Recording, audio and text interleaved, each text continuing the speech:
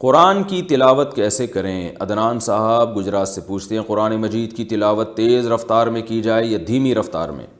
اگر تیز رفتار میں کی جائے تو کم وقت میں زیادہ تلاوت ہو جاتی ہے، نیز آواز تیز ہو یا کم ہو۔ عدنان بھائی، خواتین اگر تلاوت کریں تو ان کو تو دھیمی آواز سے کرنی چاہیے، اونچی آواز سے نہیں کرنی چاہیے۔ مرد اگر تلاوت کرے تو اونچی آواز سے تلاوت کرنی چاہیے، اتنی اونچی نہ ہو کہ لوگ ڈسٹرب ہونا شروع ہو جائیں، گھر کے افراد پریشان ہوں۔ لیکن اس کی بڑی برکت ہوتی ہے، گھر میں جب اونچی آواز سے تلاوت ہوتی ہے تو حدیث سے یہ بات ثابت ہے کہ اس سے شیاطین کے اثرات گھر میں ختم ہوتے ہیں، فرشتے اس تلاوت کو سنتے ہیں، اس سے برکتیں ہوتی ہیں۔ اور ویسے بھی ہمیں یاد ہے ہمارے والد صاحب جب شام کو آیا کرتے تھے گھر میں ڈیوٹی سے، تو نہا دھو کے بیٹھ کے تلاوت کرتے تھے اونچی آواز سے، تو گھر میں ایک بڑی برکت سی محسوس ہوتی تھی۔ ان کے انتقال کے بعد وہ تلاوت کی آواز ہمیں نہیں آتی تھی، ایک کمی محسوس ہوتی تھی۔ تو گھر کا سربراہ گھر میں بیٹھ کے اگر اونچی آواز سے تلاوت کرے تو اس کی اور ہی الگ برکت ہوتی ہے۔ لیکن اس میں یہ بات بہرحال ضروری ہے کہ گھر کے افراد کو تکلیف نہ ہو۔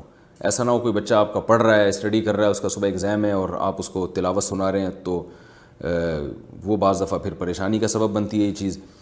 رہا یہ مسئلہ کہ اسپیڈ میں تلاوت کی جائے یا آہستہ رفتار سے، اسپیڈ میں بھی تلاوت کر سکتے ہیں، اور اگر آپ سمجھتے ہیں اس سے زیادہ تلاوت ہو جائے گی تو تیز رفتاری سے تلاوت کریں۔